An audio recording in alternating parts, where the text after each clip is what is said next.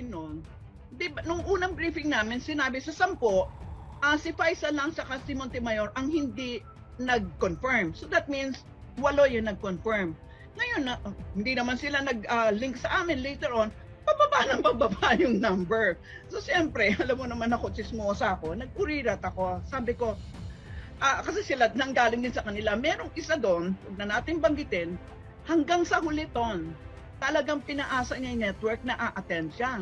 Pero ang hinihingi niya, advanced questions na hindi mabigay ng network kasi wala eh. There are no advanced questions and alam mo, nag-withdraw siya the day before. Kaya yung network kasi pinaasa sila na ano. Huwag na nating banggitin. I'm sure, Ton, alam mo kung sino yun. No? Pero, meron kasi nagpadala sa akin na isang vlogger, isa siyang lawyer na meron siyang legal blog sa YouTube. Yung batas natin. Ang vlogger, isang trial lawyer, si Attorney Libayan. Tapos, may comment daw siya sa aking tanong. And, so, pinanood ko yung comment niya. Ngayon, this is going to be, my kind of rebuttal to, let's say na, yeah, sure, I see your point, but I will make you see what's the purpose of the question, diba? And maybe, if you are humble enough, you can also be educated on how foreign policy question works and why hypothetical question like that are necessary in foreign policy matters. So I will answer his points, diba? Ang unang-una, ang sabi niya is napaka-hypothetical ng question and that could never happen and it's a waste of time.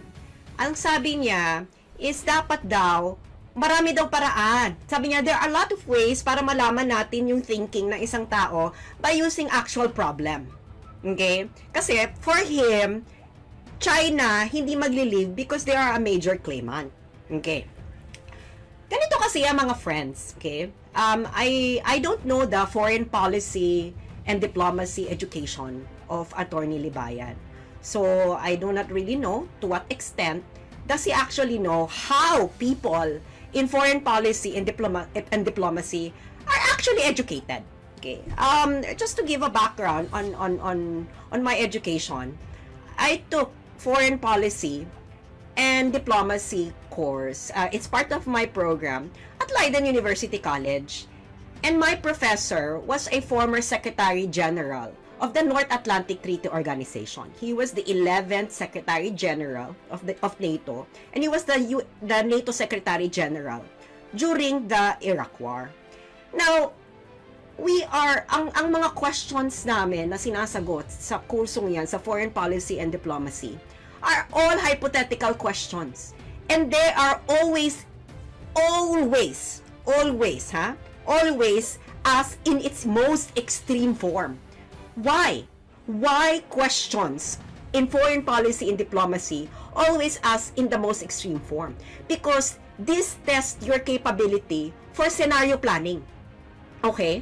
For scenario planning, you cannot discount anything na will never happen. Katulad nung nag-aaral pa ako niya, it was like 2014. Can you imagine, my foreign policy professor told us that no one thought that Russia would annex Crimea. No one thought. No one ever envisioned that Russia will annex Crimea, but it happened, di ba? So it is something na it never occurred. Can you imagine asking that question? For example, to I think it was not a question, but I remember Trump saying na Russia will annex Crimea. I don't know if it's Trump or somebody else. And then they were laughing at him because they thought that it will never happen. But it did happen. Diba? It did happen. Second, why are hypothetical questions like this are being asked? Okay. And why am I asking this? Because first, this was my academic training. We were trained to think through the worst case scenarios. Okay? Through the worst case scenarios. So yung sinasabi mong kailangan actual lang, Dodong, you will never survive the domain of foreign policy and diplomacy if you will only think through an actual situation. Because the events, okay? The events in international relations are very unpredictable. Diba? No one predicted, or no one predicted that one day the USSR will just disintegrate without a war. Right? And then they suddenly found their themselves in a new world order without the USSR. No one in their right mind, no one ever predicted that someday there will be nuclear weapons. Diba? Nuclear weapons. Why are we being trained to think through the extreme or worst case scenarios in foreign policy and diplomacy? Why? It is because, the domain of foreign policy is a domain of long-term thinking. You cannot just thinking in terms of the present when it comes to foreign policy and diplomacy. That is going to be your downfall. Okay? Now, I'm going to give you a concrete example kung anong nangyari, why sa ating Pilipinas, sa ating bansa mismo nung nagkaroon tayo ng lack of proper scenario planning. Okay? Yung South China Sea arbitration case. A lot of diplomats during that time, okay, and even international relations students and scholars, Filipino, they were already saying, don't do this. Okay? Don't file because it's going to be a waste of money. Okay? Why? Because China will never comply. Okay. They already know that. They already know the actuality, yet they decided to file, and then they do not have any plan on how they're going to exit from this.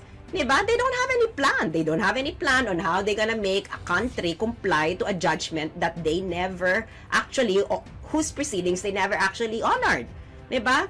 So, doon pala makikita mo na the chief foreign policy architect of the Philippines do not understand how foreign policy works, how the international system works. So, if you are being asked a hypothetical question like this that you think that will never happen, ay dudong, you have no place in foreign policy making.